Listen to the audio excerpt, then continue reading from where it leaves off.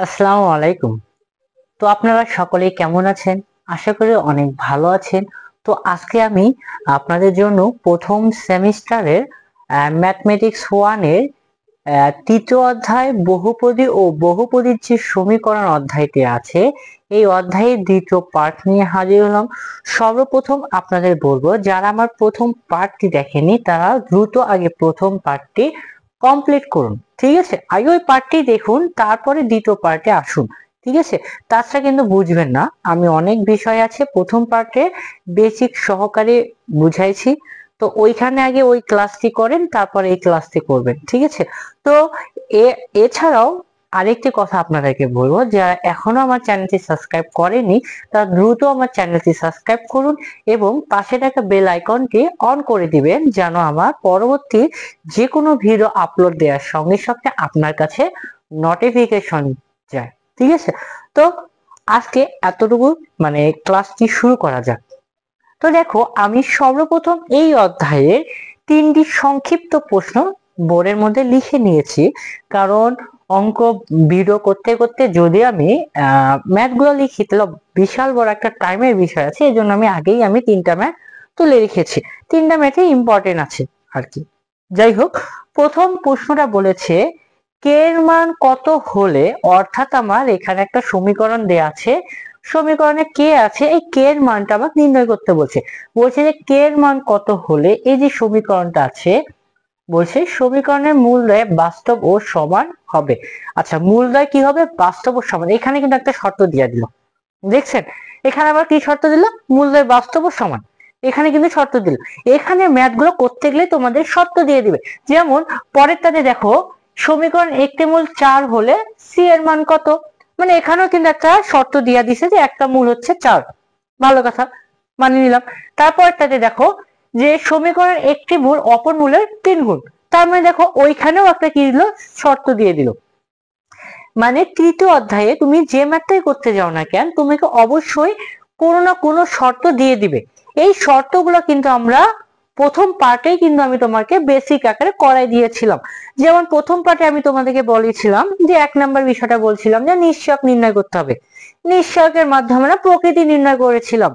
1 নম্বরে আমরা শিখেছিলাম বাস্তব ও সমান কখন হবে? যখন ডি এর মান 0 হবে, তাই না?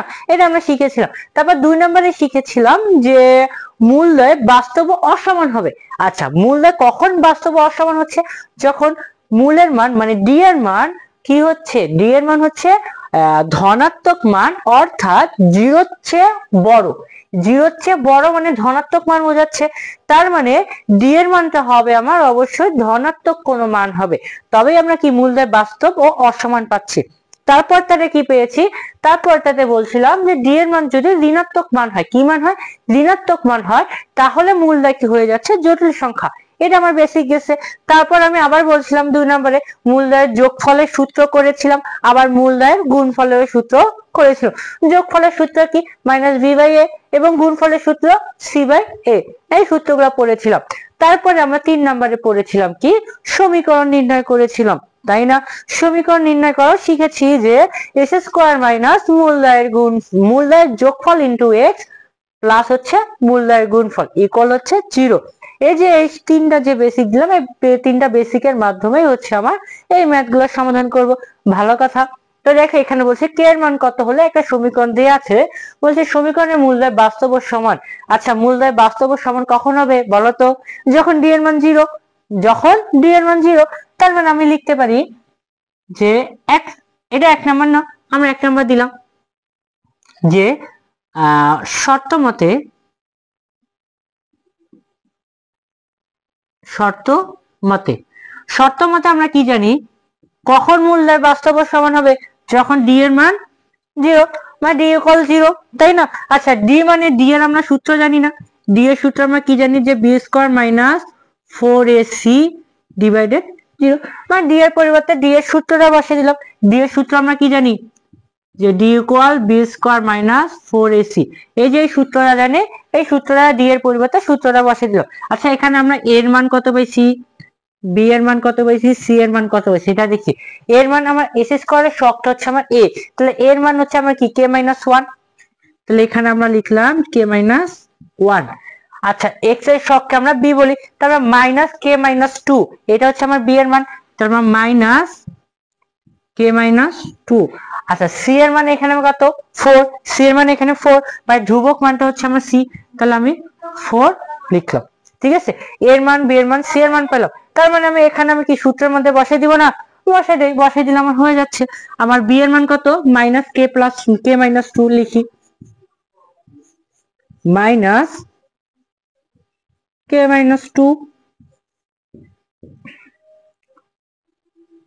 তারপর মাইনাস ফোর, এর মান কত কে মাইনাস ওয়ান, কে মাইনাস ওয়ান, সি এর মান কত ফোর, ইকুয়াল জিরো। ঠিক আছে, আমি কিন্তু এর মান বি এর মান সি এর মান বসাই দিলাম, বসাই দেওয়ার পর এখন আমি ক্যালকুলেশনটা করব। আচ্ছা মাইনাসের উপর স্কোয়ার আছে, আবার কে মাইনাস টু এর উপর স্কোয়ার, মাইনাসের উপর স্কোয়ার দিলে প্লাস, তাহলে প্লাস কি লেখার প্রয়োজন আছে, নাই, কে মাইনাস টু মানে এ মাইনাস বি অল স্কোয়ার হচ্ছে না, তাহলে এ মাইনাস বি অল স্কোয়ার সূত্র কি, এ square minus two A B plus হচ্ছে বি স্কোয়ার।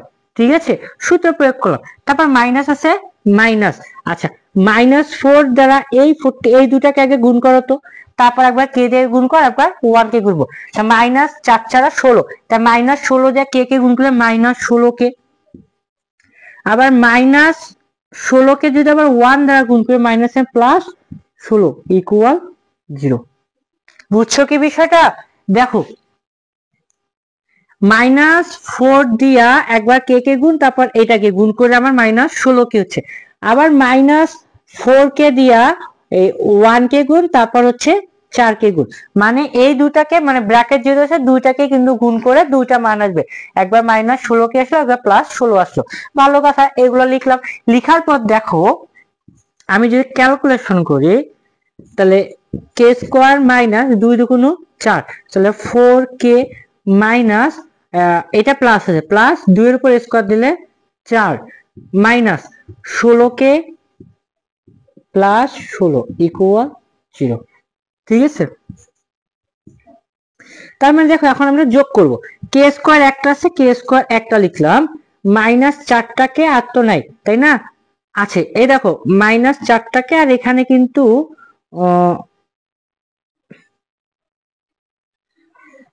আমি মনে হয় ম্যাথটা টুলটা একটু ভুল করেছি, এক মিনিট, এখানে না কে প্লাস কে মাইনাস কে প্লাস টু হবে, দেখো এখানে আমি একটু ভুল করেছিলাম, এখানে কে প্লাস টু হবে, আমি কে মাইনাস ওয়ান দিয়ে মানে টু দিয়েছিলাম, তার মানে এখানে আমার বি এর মান হচ্ছে কে প্লাস টু, আমি এখানে কে প্লাস টু দিই, এখানে প্লাস দিই, জাস্ট এখানে প্লাস হলো, এখানে প্লাস হলো, এখানে তাহলে প্লাসের সূত্র হয়ে যাচ্ছে। ঠিক আছে, এতটুকু জাস্ট একটু মিস্টেক হয়ে গেছিল, কোনো ব্যাপার না। ঠিক আছে, আচ্ছা প্লাস চারটা কে থেকে ষোলোটা কে বাদ দিলে মাইনাস বারো কে, তাই না, আবার চার আর ষোলো যোগ করলে কত হচ্ছে বিশ, মানে 20। এখন আমার কি মিডিল টার্ম হচ্ছে না, আমি এই যে এখানে ওয়ান আছে, ওয়ান দিয়ে 20 কে গুণ করলে 20 হচ্ছে, এখন 20 কে মানে মিডিল টার্ম করলাম বা একবার মাইনাস 12 কে করতে হবে, মানে দেখো আমার মিডিল টার্মে কে স্কোয়ার ঠিক রাখলাম, মাইনাস প্লাস যদি থাকে মাইনাস মাইনাস প্লাস 20 ইকুয়াল 0।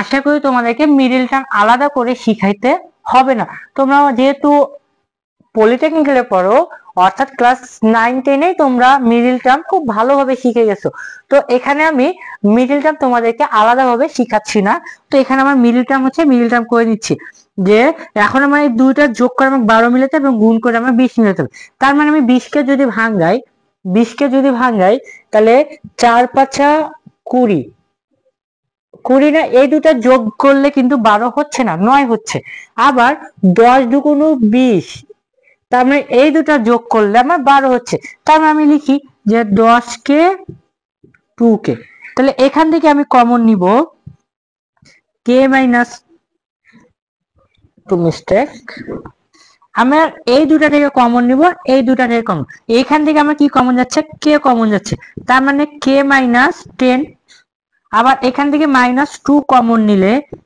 কে মাইনাস 10 এখানেও হচ্ছে, তার মানে এই দুটার জন্য আমরা কি নিব, একটা নিব কে মাইনাস 10, কে মাইনাস 10 দুইটার জন্য একটা নিলাম, আর এই দুইটাকে আমরা কি করলাম ব্র্যাকেটের ভিতরে ঢুকে দিলাম, কে মাইনাস 2 ইকুয়াল হচ্ছে 0। তার মানে এখানে আমরা কে এর মান আমরা তাহলে হয় কে মাইনাস 10 ইকুয়াল 0, অর্থাৎ কে ইকুয়াল 10, অথবা বা আবার কে মাইনাস 2 আছে না, তাহলে কে মাইনাস 2 ইকুয়াল 0, তাহলে কে মাইনাস 2। তার মানে আমরা কে এর মান হয় 10 হবে, আর না হয় কত হবে, 2 হবে। হয় 10 আর না হয় 2, হয় 10 না হয় 2। কে এর মান কত পেলাম, একটা 10 পেলাম আর একটা 2 পেলাম। তার মানে আমি প্রথম ম্যাথটা আমি তোমাদেরকে সব সহজভাবে বুঝাইতে পেরেছি আশা করি। আর যদি কোনো প্রবলেম থেকে থাকে তাহলে অবশ্যই তোমরা কমেন্টে জানাবা, যে পরবর্তীতে আমি আবারও প্রবলেমটা সলভ করে দেব, ঠিক আছে। তো এখন আমরা 2 নাম্বার যে ম্যাথটা আছে, 2 নাম্বার ম্যাথটা সলভ করব।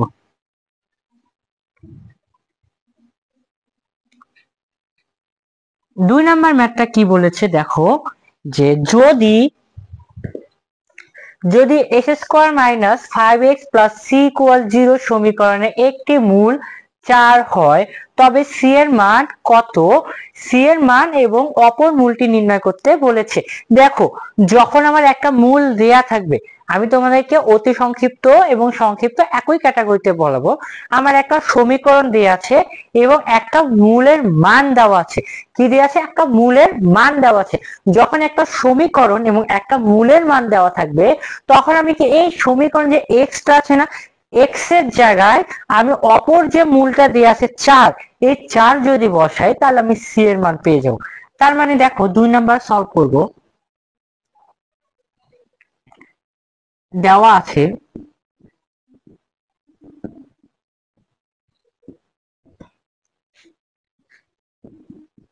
একটি মূল 4, একটা মূল 4 দেয়া আছে, একটা মূল কি দেয়া আছে, 4 দেয়া আছে। তার মানে আমার যে সমীকরণটা আছে, এই সমীকরণটাতে আমরা এক্স এর জায়গায় আমি কি বসাবো, 4 বসাবো। তাহলে x square minus 5x plus C equal 0, এই সমীকরণে এক্স এর জায়গায় আমি এই মূলটা বসাই দেবো। তাহলে 4 এর উপর স্কোয়ার 5 গুণন 4 প্লাস সি ইকুয়াল হচ্ছে 0। আচ্ছা, 4 ছাড়া 16 মাইনাস 4 পাঁচা 20 প্লাস সি ইকুয়াল 0। আচ্ছা, এই যে 4টা 16 থেকে 16 থেকে 20 বাদ দিলে -4 প্লাস হচ্ছে সি ইকুয়াল 0। আচ্ছা, -4টা ওইদিক গেলে কি হচ্ছে, প্লাস, তাই না? -4টা ওইদিকে গেলে +4 হয়ে যাচ্ছে। তার মানে আমরা সি এর মান পেয়ে গেলাম। তার মানে আমরা সি এর মান কিন্তু সহজে পেয়ে গেলাম। এখন আমার বলেছে অপর মূলটি নির্ণয় করো। আচ্ছা, যখন আমি সি এর মান পেয়ে গেলাম এবং অপর একটা মূলও আছে, তার মানে আমি হয় যোগফলের মাধ্যমে অপর আর একটা মূল বের করব, আর নয়তো আমি কি করব, যে এখানে ধরি অপর মূল,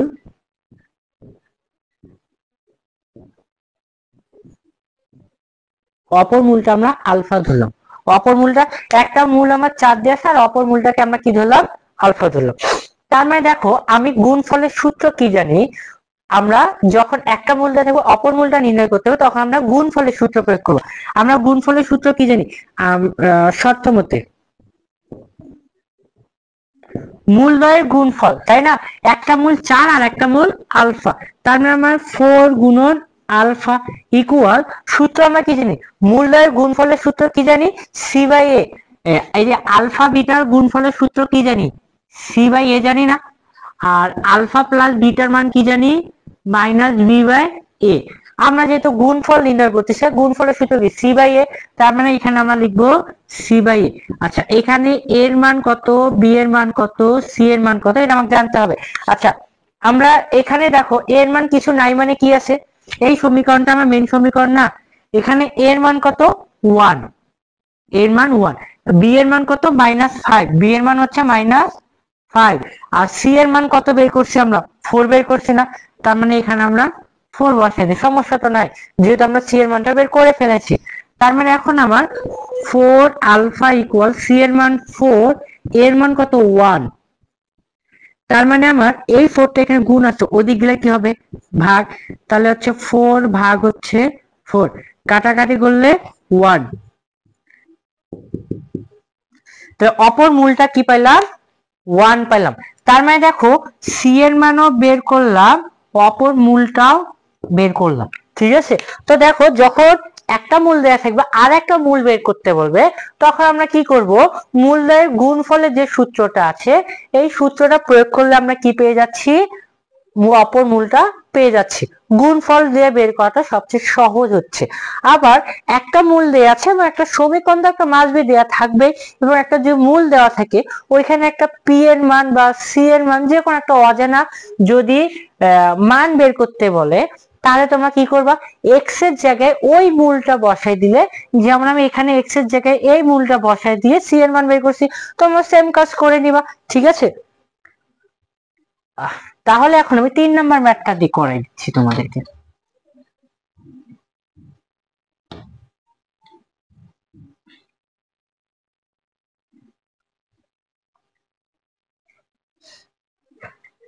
তিন নম্বর ম্যাথটা কি বলেছে যে 3x² minus px plus 4 equal 0 সমীকরণের একটি মূল অপর মূলের 3 গুণ হলে p এর মান কত।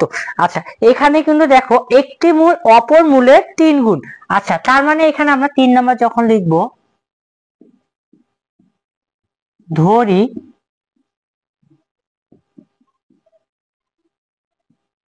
একটি মূল আলফা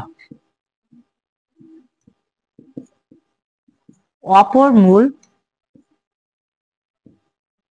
আচ্ছা একটি মূল আলফা হলে অপর মূলের 3 গুণ না, তো একটা মূল আলফা ধরছে আর একটা মূল কি হবে 3 আলফা, মানে কি আলফা সে 3 গুণ, ঠিক আছে।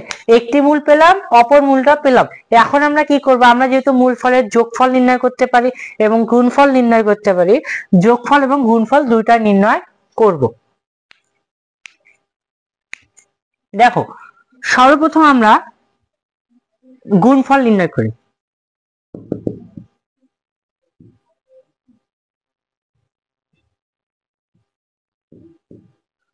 মূলদ্বয়ের গুণফল, আচ্ছা মূলদ্বয়ের গুণফল যখন নির্ণয় করব তখন আমার কি হচ্ছে, এইটা একটা মূল এইটা একটা মূল না, আলফা ইন্টু 3 আলফা ইকুয়াল আমার কি, গুণফলের সূত্র কি জানি আমরা,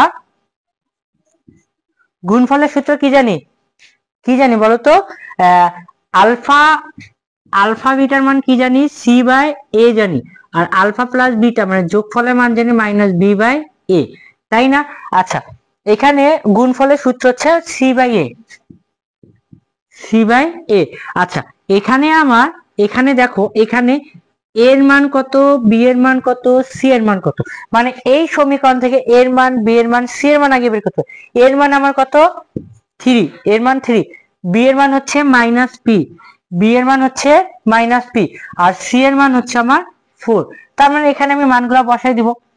আর 3 আলফার একটা আলফা গুণ করলে কি হচ্ছে 4 আলফা, না আলফার আলফা গুণ করে 3 আলফা স্কয়ার হচ্ছে,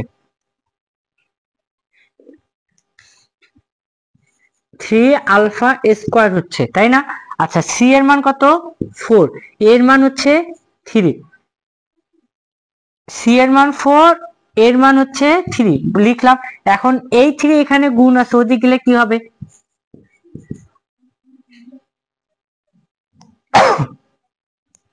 থ্রিটা এখানে গুণ আছে ওদিক গেলে ভাগ, এখানে গুণ তার মানে ওদিক গেলে ভাগ, তাহলে 3 গুণন 3, তাই না। আচ্ছা স্কোয়ারটা ওদিক গেলে কি হবে রুট, তাহলে 4 ভাগ 3 থেকে 9, তার মানে 4 এর রুট করলে 2 আর 9 এর রুট করলে 3, তাহলে গুণফলের মান কত পেলাম আমরা 3/2 পেলাম, আলফার মান কি পেলাম 3/2 পেলাম। এখন আমরা যোগফল নির্ণয় করব, যেহেতু আমার এই দেখো এখানে আমরা আগে এই দুটার গুণফল বের করে কাজ করে, দেখো 3 আলফার সাথে একটা আলফা গুণ করে কি 3 আলফা স্কয়ার হচ্ছে, আলফা আলফা গুণ করলে স্কয়ার হয়ে যাচ্ছে, তো আমি দিয়ে দিলাম। তারপর এদিকে এখানে গুণ আছে ওদিকে গেলে ভাগ, আবার ভাগ করে 3 দিকে 9 হচ্ছে, 4 থাকলো স্কয়ার, ওদিকে গেলে রুট হচ্ছে, তাহলে আমরা 4 এর রুট করলে 2 আর 9 এর রুট করলে 3 পাচ্ছি। আমরা আলফার মান পেয়ে গেলাম। এখন আমরা কি করব, যেহেতু গুণফল নির্ণয় করেছি আমরা যোগফল নির্ণয় করব। আচ্ছা, যেহেতু আমরা আলফার মানটা এখানে পেয়ে গেছি না, আলফা ইকুয়াল কত পেলাম 2/3। আমার যেহেতু বোর্ডে জায়গা নাই এই জন্য আমি এখানে সাইড নোট করে আমি গুণফলের মানটা মিশাই দিচ্ছি। ঠিক আছে, গুণফলের মানটা তোমরা তুলে নিবা, এটাও কিন্তু একটা পার্ট। আমি গুণফলের মানটা মিশা দিয়ে আমি এখন কি করলাম, মূলদ্বয়ের যোগফল নির্ণয় করি।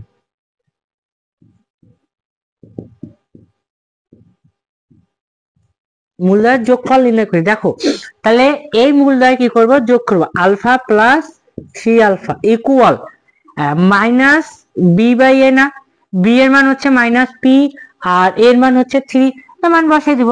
আর আলফা আর 3 আলফা গুণ করলে কি হচ্ছে 4 আলফা, মানে এটা যোগ না এই জন্য 4 আলফা হলো। আর এখানে মাইনাস, আর এই মাইনাস বি এর মান কি মাইনাস পি না, মাইনাসে মাইনাসে আচ্ছা মাইনাস পি দিলাম, আর এর মান হচ্ছে 3। ঠিক আছে, তাহলে আলফার মান আমরা কি জানি 2/3 জানি না, তা আলফার মানটা বসাই দেই। আলফার মান হচ্ছে 2/3, 2/3। আর এখানে আমরা কি পাচ্ছি p/3 পাচ্ছি। তার মানে দেখো উভয় পক্ষে 3 3 কাটা, তার মানে 4 দুগুণ 8, তাহলে p এর মান এখানে আমরা পাচ্ছি কি 4 দুগুণ 8 না, 8 বার ইকুয়াল হচ্ছে p। তার মানে আমরা p এর মান কত পাচ্ছি, p এর মান আমরা 8 পাচ্ছি। ঠিক আছে, আবার p এর মান নির্ণয় করতে বলেছে, আমি p এর মান বের করে নিয়েছি। তার মানে আমি কিভাবে বের করলাম, আমার যে সমীকরণটা আছে বলছে একটা মূল অপরটি 3 গুণ, একটা মূলকে আমরা আলফা ধরছি আর একটা মূলটাকে আমরা 3 আলফা ধরছি, তাই না, দুইটা পেয়ে গেলাম। পাওয়ার পর দেখো আমার মূলদ্বয়ের আগে আমি গুণফল, সর্বপ্রথম আমাকে বের করতে হবে গুণফল। তো আমি গুণফল নির্ণয় করে আমি আলফার মান কত পেলাম 2/3 পেলাম, আলফার মান পেলাম 2/3। তারপর যোগফল নির্ণয় করলাম, যোগফল লিখলাম আলফা আর 3 আলফা যোগ করলে 4 আলফা, আর এখানে বি এর মান এর মান বসিয়ে দিলাম, তারপর আলফার মান হচ্ছে 2/3 বসিয়ে দিলাম, দেওয়ার পর কাটাকাটি করার পর পি এর মান আমি 8 পাচ্ছি। এইভাবেই আমি কি ম্যাথের সমাধান করতে পারি। তো আবারও তোমাদেরকে বলতেছি, যারা ম্যাথ গুলো বুঝোনি বা কোনো জায়গায় তোমাদের বুঝতে অসুবিধা হয়েছে তারা অবশ্যই কমেন্টে জানাবা যে ভাই আমরা এই বিষয়টা বুঝিনি। তাহলে আমরা বা এই অধ্যায়ে যে ম্যাথ গুলো আছে এই ম্যাথ গুলো যদি তোমাদের করতে কোনো অসুবিধা হয়ে থাকে তো অবশ্যই তোমরা কমেন্টের মাধ্যমে আমাকে জানাবা। আমি পরবর্তীতে ওই ম্যাথটার উপরে প্রবলেম সলভ একটা ভিডিও করে দিব। ঠিক আছে, তো ভালো থাকো, সুস্থ থাকো।